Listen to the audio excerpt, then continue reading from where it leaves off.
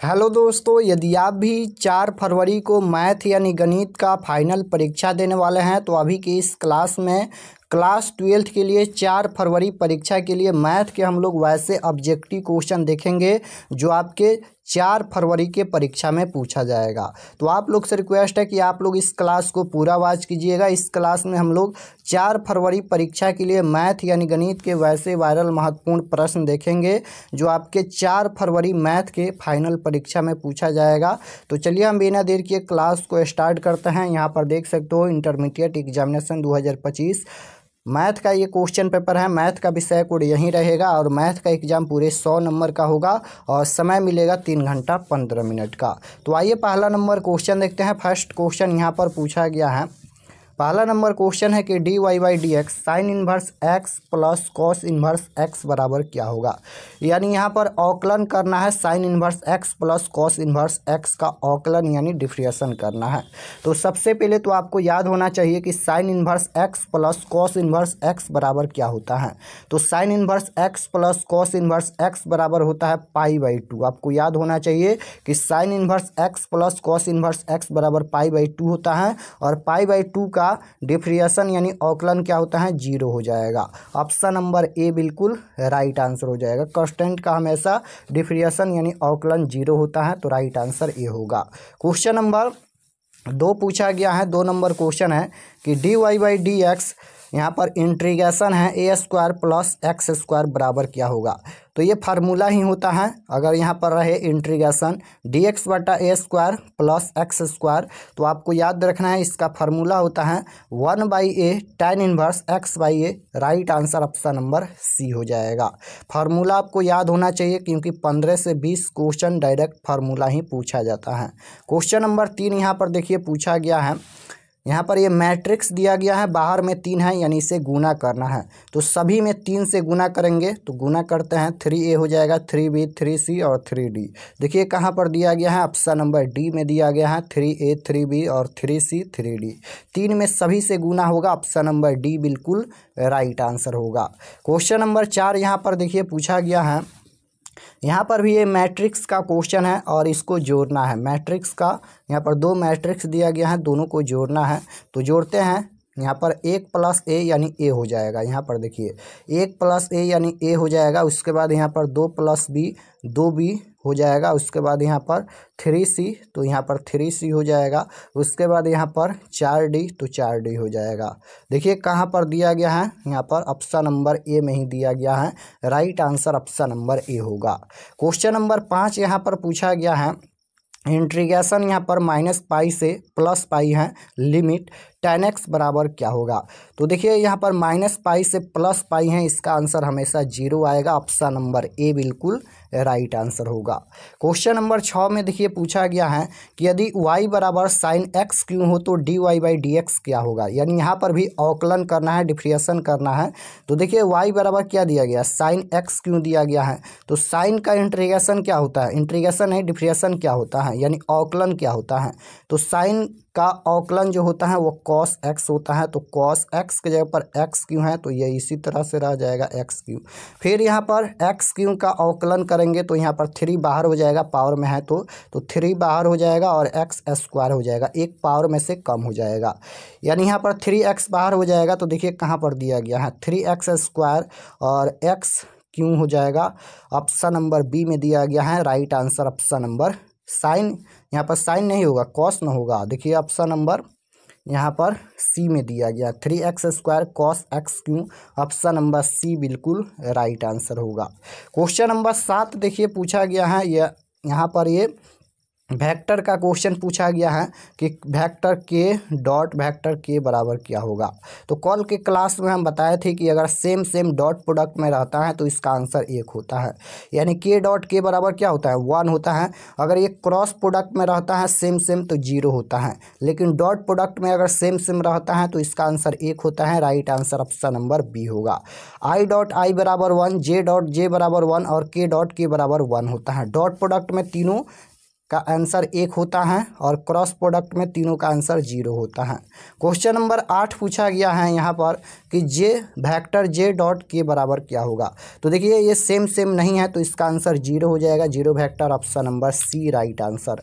Question number 9 पूछा गया है यदि दो तल, यहाँ पर दो तल दिया गया है, इतना है बराबर 0 परस्पर लंब हो तो ये फार्मूला ही होता है, आपको याद रखना है।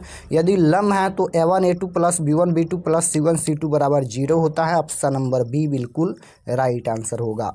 क्वेश्चन नंबर 10 देखिए पूछा गया है यहाँ पर भी वेक्टर का क्वेश्चन है और ये डॉट प्रोडक्ट में दिया गया है, इससे गुना करना है। तो आइए गुना करते हैं। आई के साथ आई से गुना किया जाता है, जे के साथ जे से गुना किया जाता है, के साथ के से गुना किया जाता है।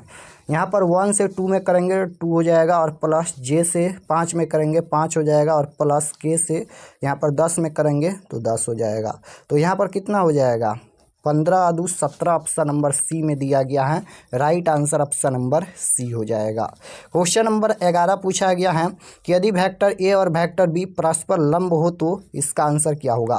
तो यदि ए और बी वेक्टर परस्पर लंब हो तो आपको इसका आंसर याद रखना है कि vector A dot vector B बराबर 0 होता है, ऑप्शन नंबर ए बिल्कुल राइट आंसर होगा। ये भी फार्मूला है। क्वेश्चन नंबर 12 देखिए vector A cross vector A बराबर क्या होगा। देखिए यहाँ पर सेम है और ये क्रॉस प्रोडक्ट में है, दोनों आपको याद रखना है, डॉट प्रोडक्ट और क्रॉस प्रोडक्ट। यहाँ पर ये क्रॉस प्रोडक्ट में है सेम तो इसका आंसर 0 होता है, ऑप्शन नंबर बी बिल्कुल राइट आंसर होगा। क्वेश्चन नंबर 13 यहाँ पर पूछा गया है कि dy/dx साइन एक्स बराबर क्या होगा, यानी साइन एक्स का अवकलन क्या होगा, डिफ्रेंशिएशन क्या होगा। तो आपको याद होना चाहिए कि साइन एक्स का होता है cos x, option number A बिल्कुल राइट आंसर होगा। क्वेश्चन नंबर 14 पूछा गया है कि dy/dx tan ax बराबर क्या होगा, यानी इसका भी अवकलन करना है, यहाँ पर डिफ्रेंशिएशन करना है। तो देखिए यहाँ पर tan x का इंटीग्रेशन क्या होता है, तो sec² x होता है। तो यहाँ पर लिखेंगे इसका अवकलन करेंगे तो sec² x होगा, sec² x के जगह पर ax है तो ax हो जाएगा और यहाँ पर फिर गुना, अब फिर यहाँ पर ax का इंटीग्रेशन नहीं डिफ्रेंशिएशन करेंगे यानी अवकलन करेंगे। तो यहाँ पर a हो जाएगा, x का क्या होता है 1 होता है। तो यहाँ पर a बाहर लिख देते हैं यानी इसका आंसर यही हो जाएगा, a sec² ax, option number B में दिया गया है, right answer option number B होगा।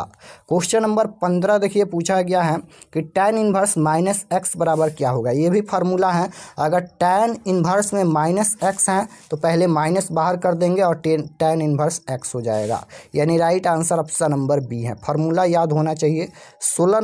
16 नंबर क्वेश्चन यहाँ पर पूछा गया है कि dy/dx sin² x बराबर क्या होगा, यानी sin² x का अवकलन करना है, डिफ्रेंशिएशन करना है। तो देखिए यहाँ पर sin² x है यानी पावर वाला है, तो सबसे पहले पावर को बाहर करेंगे और यहाँ पर ये हो जाएगा sin x हो जाएगा। यहाँ पर 1 भी लिख सकते हैं या फिर छोड़ सकते हैं। उसके बाद फिर sin x का यहाँ पर अवकलन करेंगे तो cos x हो जाएगा, cos x हो जाएगा। अब यहाँ पर देखिए 2 sin x into cos x बराबर क्या होता है, तो ये फार्मूला होता है sin 2x का फार्मूला होता है, राइट आंसर ऑप्शन नंबर ए हो जाएगा। क्वेश्चन नंबर 17 देखिए पूछा गया है यहाँ पर यदि x बराबर sin थीटा y बराबर cos थीटा हो तो dy/dx बराबर क्या होगा। तो यहाँ पर dy/dx है, y के जगह पर cos थीटा है तो यहाँ पर लिखेंगे cos थीटा। उसके बाद बट्टा में यहाँ पर dx के जगह पर x बराबर sin थीटा है तो यहाँ पर ये हो जाएगा sin थीटा। अब देखिए cos थीटा बटा sin थीटा बराबर क्या होता है, cot थीटा होता है, तो लिखेंगे यहाँ पर cot थीटा। अब यहाँ पर देखिए इसका यहाँ पर dy/dx करना है यानी अवकलन करना है, तो cot थीटा या cot x का इंटीग्रेशन नहीं डिफ्रेंशिएशन क्या होता है यानी अवकलन क्या होता है, तो -sin थीटा हो जाएगा, ऑप्शन नंबर यहाँ पर बी बिल्कुल राइट आंसर होगा। क्वेश्चन नंबर 18 पूछा गया है यहाँ पर कि vector A dot vector B बराबर क्या होगा, तो इसका आंसर होता है vector B dot vector A, option number B correct answer होगा। चलिए हम आपको बता देते हैं कि आप लोग क्वेश्चन पेपर आंसर की कैसे डाउनलोड कर सकते हैं, उसके बाद फिर हम लोग क्वेश्चन पर आए। तो क्वेश्चन पेपर और आंसर की डाउनलोड करने के लिए गूगल पर चले आना है और आपको सर्च करना है RK एक्सपर्ट क्लासेस। यहाँ पर देख सकते हो इसी चैनल का नाम आपको गूगल में सर्च करना है RK एक्सपर्ट क्लासेस। जैसे ही सर्च करेंगे तो आपके सामने ये पहला पेज आएगा, यहाँ पर देख लीजिए इसी तरह से पहला पेज आएगा और इस पर आपको क्लिक करना है। जैसे ही क्लिक करेंगे ये ओपन हो जाएगा, इसको एक बार रिफ्रेश कर दीजिएगा। उसके बाद क्लास 12 के सेक्शन में आइएगा। यहाँ पर देख सकते हो ये क्लास 12 का सेक्शन है और यहाँ पर ऊपर में मिल जाएगा 4 फरवरी 12th math original paper answer की, इस पर आपको क्लिक करना है। जैसे ही क्लिक करेंगे ये ओपन हो जाएगा, इसको भी एक बार रिफ्रेश कर दीजिएगा और नीचे आइएगा तो यहाँ पर सबसे पहले ये सभी जानकारी लिखा गया है और बिहार बोर्ड ने सूचना जारी किया गया है बिहार बोर्ड के द्वारा कि आपको 1 घंटा पहले सेंटर पर पहुँचना है। यानी जैसे 9 साढ़े 9 बजे से एग्ज़ाम स्टार्ट है तो 9 बजे आपका गेट बंद हो जाएगा, इसलिए आप लोग पहले जाइएगा। तो ये सभी पढ़ लीजिएगा। पढ़ने के बाद यहाँ पर देखिए ये मैथ का पेज खुला है और एग्ज़ाम डेट आप लोग देख लीजिए, मैथ का 4 तारीख को होने वाला है, 4 फरवरी को। व्हाट्सएप ग्रुप ज्वाइन कर लीजिएगा इस पर क्लिक करके और उसके बाद यहाँ पर PDF भी डाउनलोड कर सकते हैं। और यहाँ पर देखिए 12th math original paper answer की, यहाँ पर ये ऑब्जेक्टिव आंसर की अपडेट होगा, बना सकते हैं। क्वेश्चन नंबर 19 यहाँ पर पूछा गया है, सरल रेखा दिया गया है, इसका दिक् अनुपात क्या होगा। तो याद रखिएगा जब भी दिक् अनुपात पूछा जाएगा तो जो बट्टा में होता है वहीं इसका दिक् अनुपात होगा। तो बट्टा में 11 है, 3 है, 2 है, यानी 11 3 और यहाँ पर 2 हो जाएगा। देखिए कहाँ पर दिया गया है 11 3 2, ऑप्शन नंबर सी में दिया गया है। ऑप्शन नंबर सी बिल्कुल राइट आंसर होगा। दिक् अनुपात जो बाटा में रहता है वही इसका आंसर होता है।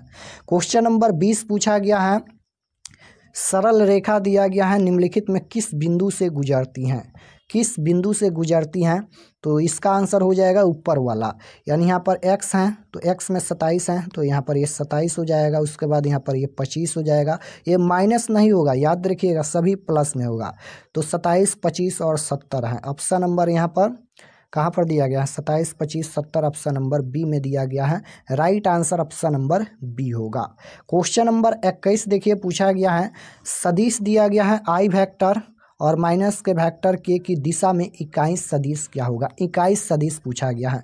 सबसे पहले इसका मॉड निकालिए। मॉड निकालने के लिए यहाँ पर I है यानी 1 का स्क्वायर प्लस में यहाँ पर 1 का स्क्वायर, यानी यहाँ पर 1 का स्क्वायर 1 और प्लस में 1 यानी √2 आएगा। इसका मॉड निकालेंगे तो √2 आएगा। अब देखिए ऊपर में यही हो जाएगा और नीचे में इसका मॉड होगा, यानी ऑप्शन नंबर ए में दिया गया है। ऑप्शन नंबर ए बिल्कुल राइट आंसर हो जाएगा। वेक्टर I माइनस वेक्टर के बट्टा में √2। जब भी इकाई सदिश पूछा जाएगा ऊपर में वही होगा और नीचे में बट्टा में उसका मॉड निकाल कर लिख दीजिएगा। क्वेश्चन नंबर 22 की ओर चलते हैं, इसका आंसर ऑप्शन नंबर ए होगा। क्वेश्चन नंबर 22 पूछा गया है, यहाँ पर d/dx cot x plus 2e के पावर 2x, यानी इसका अवकलन करना है, डिफरेंशिएशन करना है। तो चलिए करते हैं। सबसे पहले cot x का अवकलन करेंगे। तो cot x का अवकलन क्या होता है, तो cot x का अवकलन होता है माइनस के cosec स्क्वायर, यहाँ पर x होता है। फिर यहाँ पर 2e के पावर में यहाँ पर 2x है, यानी यहाँ पर 2 गुना यहाँ पर e 2x है तो यहाँ पर 2 बाहर आ जाएगा और e के पावर में यहाँ पर 2x हो जाएगा। तो यहाँ पर ये 2 दूना 4 हो जाएगा। तो यहाँ पर 4 को रहने देते हैं, इधर ही है, ऑप्शन नंबर ए में ही दिया गया है। Minus cosec square x plus 4e के power 2x, option number A बिल्कुल राइट आंसर होगा। क्वेश्चन नंबर 23 देखिए पूछा गया है, d² बटा dx², यानी 2 बार यहाँ पर अवकलन करना है, 2 बार डिफरेंशिएशन करना है। तो अगर हम 100x का एक बार अवकलन करेंगे तो ये 100 हो जाएगा और फिर इसका 2 सरका बार करेंगे यानी 2 बार करेंगे 100 का अवकलन करेंगे तो 0 हो जाएगा, यानी right answer option number D बिल्कुल करेक्ट आंसर होगा। क्वेश्चन नंबर 24 देखिए पूछा गया है, यदि 2 समानांतर रेखाओं के दिक् अनुपात a1 यहाँ पर a और 4 8 तथा 15 12 24 हैं तो a का वैल्यू क्या होगा। यहाँ पर a का वैल्यू पूछा गया है, यदि 2 समानांतर रेखाओं के दिक् अनुपात 1 4 8 तथा 15 12 24 हैं तो a का वैल्यू पूछा गया है। तो देखिए यहाँ पर लिखेंगे a बट्टा में यहाँ पर 15 और बराबर में 4 बट्टा में 12 हो जाएगा। a बट्टा 15 4 बट्टा 12। अब इसे गुना कर लेते हैं तिरछा तिरछी। तो यहाँ पर ये हो जाएगा 12a और बराबर में यहाँ पर 15 चौका कितना हो जाएगा 60 हो जाएगा। तो यहाँ पर a बराबर कितना हो जाएगा 12 पच्चीस 60, यानी यहाँ पर 5 हो जाएगा। ऑप्शन नंबर बी में दिया गया है, ऑप्शन नंबर बी बिल्कुल राइट आंसर होगा। क्वेश्चन नंबर 25 की ओर चलते हैं, इसका आंसर 5 हो जाएगा। क्वेश्चन नंबर 25 पूछा गया है, देखिए इसका भी मॉड निकालना है। तो मॉड कैसे निकालेंगे, रूट अंडर 5 का स्क्वायर 25 प्लस में यहाँ पर -1 का स्क्वायर 1 हो जाएगा और प्लस में 1 का स्क्वायर 1, यानी रूट अंडर यहाँ पर 25 26 1 27 है, रूट अंडर 27 है। रूट अंडर 27 नहीं दिया गया है, ये गलत है, ये गलत है, ये गलत है, ये सही है। निकाल लेते हैं। सबसे पहले 27 का अभाज्य गुणनखंड करेंगे तो 3√3 आएगा, यानी right answer option number B होगा। क्वेश्चन नंबर 26 देखिए यहाँ पर पूछा गया है, 5a-8 और 2b-1 बराबर इतना दिया गया है, तो ए बी का वैल्यू क्या होगा। यानी यहाँ पर लिखते हैं 5a-8 बराबर ए दिया गया है, तो यहाँ पर हो जाएगा 5a-a और बराबर में 8 हो जाएगा, ये प्लस का इधर हो जाएगा 8। तो घटाएंगे 5 गो ए में से ए गो ए, तो ये 4a हो जाएगा और बराबर में यहाँ पर 8 हो जाएगा, 4 दूना 8, यानी ए का वैल्यू कितना आएगा 2 आएगा। ए का वैल्यू 2, इसमें 2 नहीं है, पहले इसमें भी 2 नहीं है और इसमें भी 2 नहीं है, यानी इसका आंसर ऑप्शन नंबर बी में ही दिया गया है, 2,1 होगा। यहाँ पर भी चेक कर लेते हैं, तो यहाँ पर 2b-1 बराबर में b हो जाएगा। तो उसी तरह से यहाँ पर 2b-b और बराबर में 1 हो जाएगा, घटाएंगे तो यहाँ पर b बराबर 1 हो जाएगा, यानी b का वैल्यू 1 और a का वैल्यू 2। ऑप्शन नंबर बी बिल्कुल राइट आंसर होगा। क्वेश्चन 27 नंबर क्वेश्चन यहाँ पर पूछा गया है, ये डिटर्मिनेंट का क्वेश्चन है, यानी इसका डिटर्मिनेंट ज्ञात करना है, यानी सारणी का मान ज्ञात करना है। तो सबसे पहले ध्यान दीजिएगा, इसको सॉल्व भी कर सकते हैं, उससे पहले आप लोग देखिए यहाँ पर अगर हम 14 + 3 करेंगे तो 17 आएगा, बिल्कुल यहाँ पर 17 है। 16 + 8 करेंगे तो 24 है, 24 आएगा, बिल्कुल सही है। 17 + 9 करेंगे तो 26 आएगा, बिल्कुल सही है। यानी यहाँ पर देखिए दो पंक्ति या दो स्तंभ अगर बराबर हो जाता है तो डिटर्मिनेंट का वैल्यू 0 हो जाता है, तो इसका आंसर 0 हो जाएगा। निकाल कर भी देख लीजिएगा, यहाँ पर इसका आंसर 0 ही आएगा। क्वेश्चन नंबर 28 की ओर चलते हैं। 28 नंबर क्वेश्चन में भी वही पूछा गया है, डिटर्मिनेंट दिया गया है, इसका वैल्यू बताना है। तो यहाँ पर देखिए अगर 2 में से 1 घटाएंगे तो 1 आएगा, 5 में से 2 घटाएंगे तो 3 आएगा, 7 में से 3 घटाएंगे तो 4 आएगा, यानी इसका भी वैल्यू 0 हो जाएगा। दो पंक्ति या दो स्तंभ अगर बराबर हो जाता है तो डिटर्मिनेंट का मान 0 होगा। क्वेश्चन नंबर 29 यहाँ पर पूछा गया है। 29 नंबर क्वेश्चन में भी डिटर्मिनेंट का वैल्यू ज्ञात करना है, तो इसे गुना कर लेते हैं इस तरह से। तो यहाँ पर गुना करेंगे तो ये हो जाएगा सेक थीटा इंटू में यहाँ पर कॉस थीटा, और फिर यहाँ पर माइनस होता है और यहाँ पर माइनस है, तो माइनस माइनस प्लस हो जाएगा। अब यहाँ पर साइन थीटा और प्लस में यहाँ पर ये हो जाएगा कॉस थीटा नहीं कॉसेक थीटा हो जाएगा, यहाँ पर कॉसेक थीटा हो जाएगा। तो यहाँ पर देखिए sec theta into cos theta बराबर 1 होता है और प्लस में sine theta into cosec theta बराबर 1 होता है, तो 1 + 1 यानी 2 हो जाएगा। ऑप्शन नंबर सी बिल्कुल राइट आंसर होगा। क्वेश्चन नंबर 30 यहाँ पर पूछा गया है, dy/dx x² प्लस e के पावर में यहाँ पर 3x है, साइन 3x बराबर क्या होगा, यानी इसका भी अवकलन करना है, यहाँ पर डिफरेंशिएशन करना है। तो चलिए करते हैं। x² है, इसका अवकलन करेंगे तो 2x हो जाएगा, और प्लस में e के पावर x का अवकलन यही होता है, यानी e के पावर x ही होता है, तो e के पावर 3x। फिर यहाँ पर प्लस साइन x का इंटीग्रेशन क्या होता है, तो साइन x का इंटीग्रेशन नहीं अवकलन यहाँ पर पूछा गया है, यानी डिफरेंशिएशन करना है। तो साइन x का अवकलन यानी डिफरेंशिएशन क्या होता है, कॉस x होता है, तो यहाँ पर लिखेंगे कॉस x। फिर यहाँ पर x के जगह पर 3x है तो 3x लिखेंगे, फिर 3x का अवकलन करेंगे तो यहाँ पर 3 हो जाएगा, तो 3 यहाँ पर लिख सकते हैं। तो इसका आंसर कहाँ पर दिया गया है, देखिए तो ऑप्शन नंबर शायद बी में दिया गया है, 2x प्लस e के power 3x plus 3 cos 3x। Option number B में दिया गया है, ऑप्शन नंबर बी बिल्कुल राइट आंसर होगा। क्वेश्चन नंबर 31 यहाँ पर देखिए पूछा गया है कि cos inverse x plus cos inverse Y बराबर क्या होगा। ये डायरेक्ट फार्मूला ही पूछा गया है, तो आपको याद होना चाहिए कि cos inverse X plus cos inverse Y बराबर फार्मूला होता है cos inverse X Y minus root under 1 minus X square root under 1 minus Y square. Option number A बिल्कुल राइट आंसर होगा।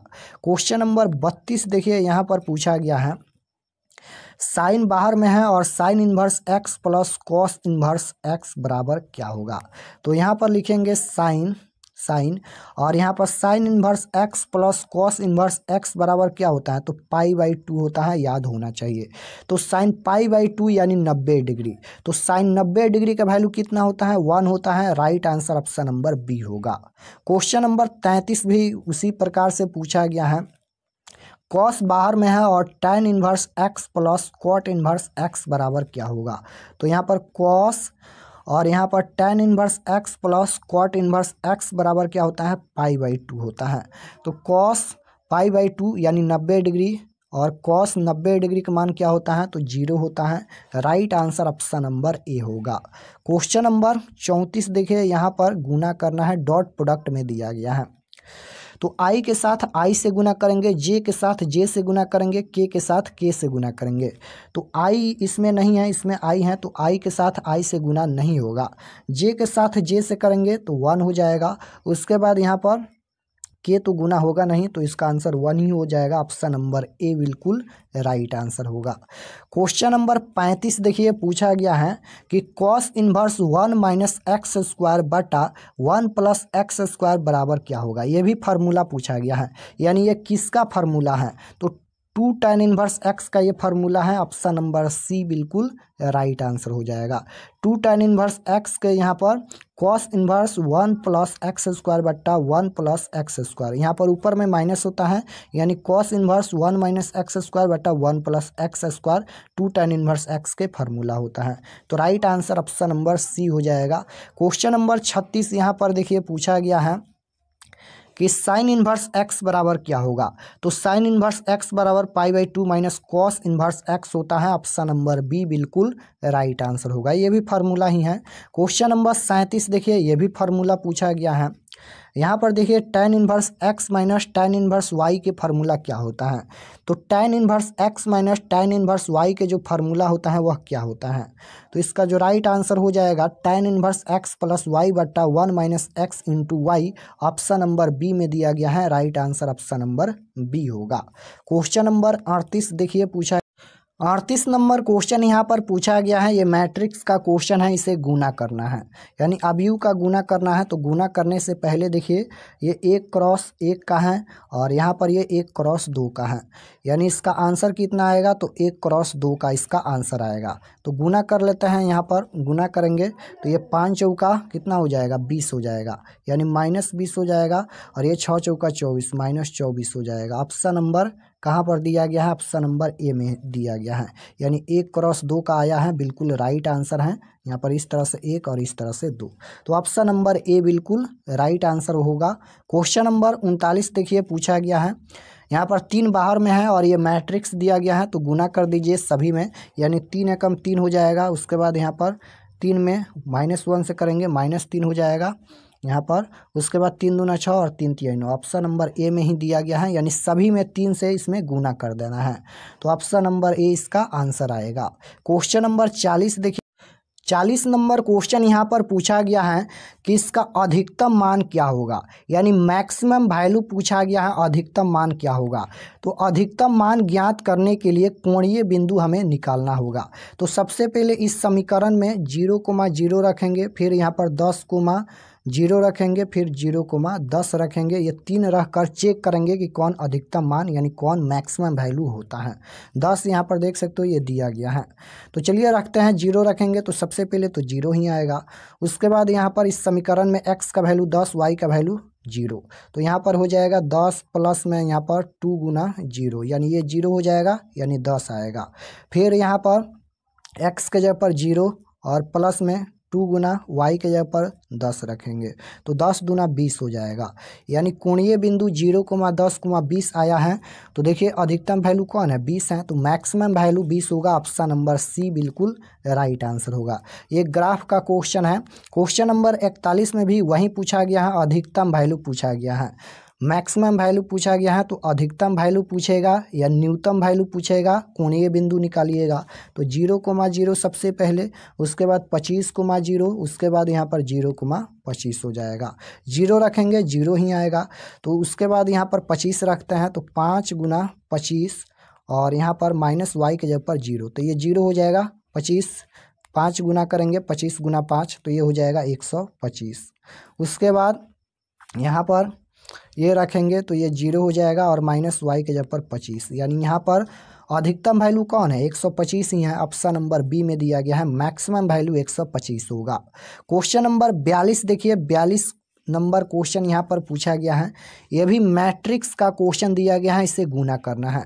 तो देखिए यहाँ पर ये 1 0 और यहाँ पर ये 0 1 है।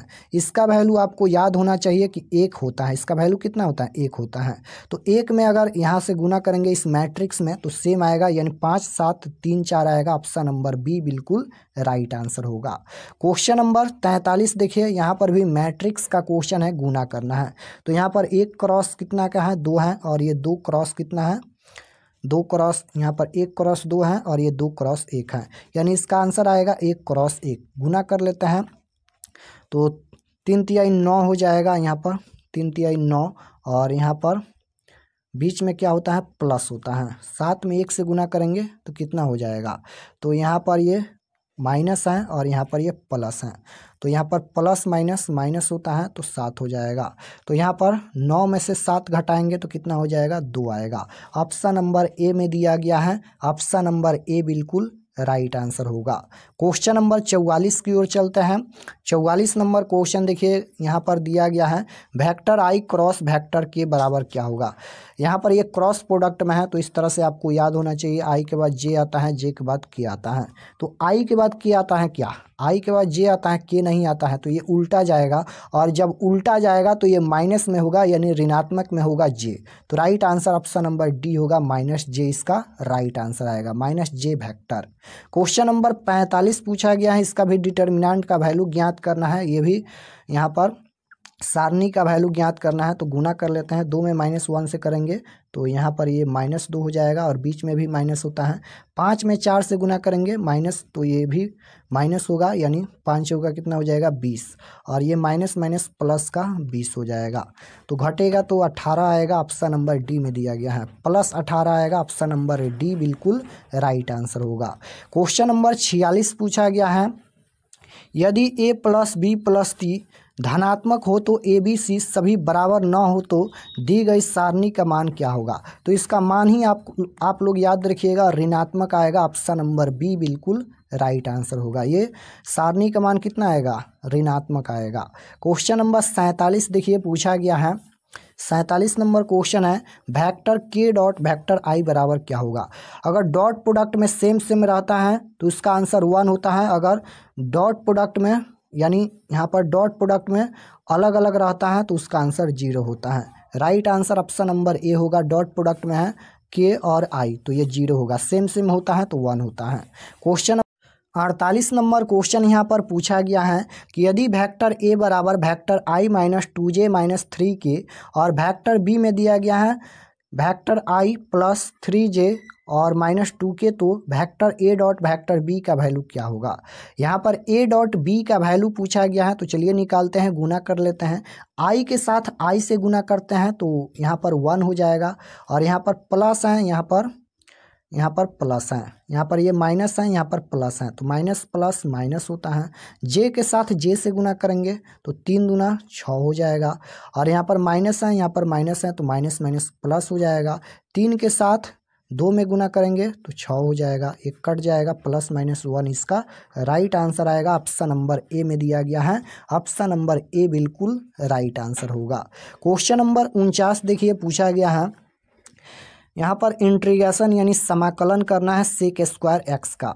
तो सेक स्क्वायर एक्स का समाकलन यानी इंटीग्रेशन क्या होता है, tan x होता है। तो ये तो tan x होगा और यहाँ पर 3x+5 यानी 3 होगा और यहाँ पर 3 को बाहर करेंगे तो 1/3 हो जाएगा। ऑप्शन नंबर ए बिल्कुल राइट आंसर होगा।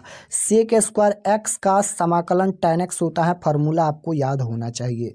क्वेश्चन नंबर 50 देखिए, यहाँ पर पूछा गया है इंटीग्रेशन कोसेक एक्स का इंटीग्रेशन क्या होगा। ये भी फार्मूला ही पूछा गया है। तो इसका दूसरा जो फार्मूला होता है log mode tan x/2 plus के हो जाएगा कांस्टेंट के या सी। तो राइट आंसर ऑप्शन नंबर ए हो जाएगा। कोसेक एक्स का dx यानी यहाँ पर समाकलन करना है तो लॉग मोड tan x/2 हो जाएगा। ऑप्शन नंबर ए बिल्कुल राइट आंसर होगा। ये फार्मूला है, फार्मूला आपको याद होना चाहिए क्योंकि 15 से 20 नंबर डायरेक्ट फार्मूला ही पूछा जाता है।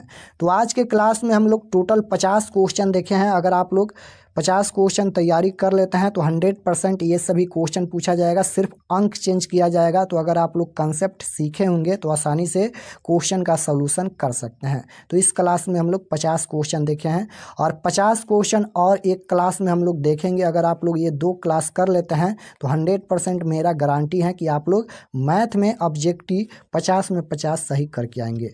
तो यह एक क्लास आप लोग रिवीजन कर लीजिए और एक और क्लास होगा, आप लोग कल क्लास होगा, आप लोग उस क्लास को ज्वाइन कीजिएगा और उस क्लास को भी कर लीजिएगा।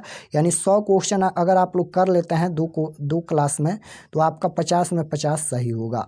और अगर आप लोग चैनल पर नए होंगे तो चैनल को ज़रूर सब्सक्राइब कर लीजिएगा ताकि आने वाले नेक्स्ट क्लास आपके पास ज़रूर पहुँचे। और इसका सब्जेक्टिव क्वेश्चन और फार्मूला हम आपको वेबसाइट पर डाल देंगे।